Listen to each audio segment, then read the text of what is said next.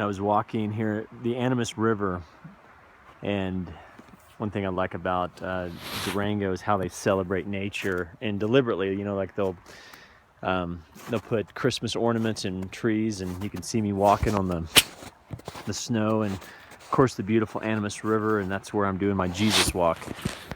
And it's just a little time of meditation, and it's where I try to open myself up to spirit. I mean, that's the only way I could really say it. Matthew 4, going into the wilderness to pray, and there's a lot I can say about Matthew 4. There's a lot that I could teach about that, but ultimately Matthew 4 is something you have to do on your own.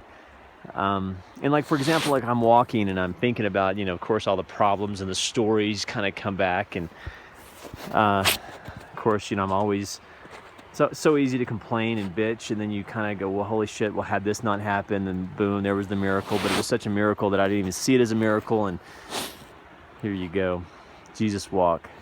It's where you're open and you're clear with God with problems, and you try to reorient your mind whenever you move into the problem to kind of go back to praise or go back to truth and maybe scripture. I use scripture a lot. For example, I was thinking of Pharaoh in the Bible, and one thing that the Spirit I feel said to me was, if you read that story, they kept waiting for their Pharaoh to be nice to them. They kept waiting for their Pharaoh to be hospitable and give them food and give them housing. But guess what? God had a better plan, and the plan was Pharaoh's going night-night. And so God had a plan called the Red Sea, and that wasn't ever a part of their equation because they just were scared. They were scared Israelites. And so I wanted to remind you that God's not going to make your Pharaoh nice. In fact, hate to be the bearer of Fibonacci Hala, but usually Pharaoh gets a little bit more and more upset and more upset, and then eventually that's when it's on Hala. And do we have a place in our suburban Christian narrative for pharaohs and real life pharaohs, and what do they look like, and who are they?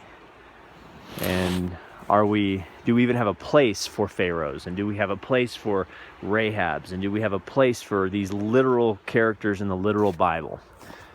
Well, suburbia Christianity doesn't. They have a place for the American dream.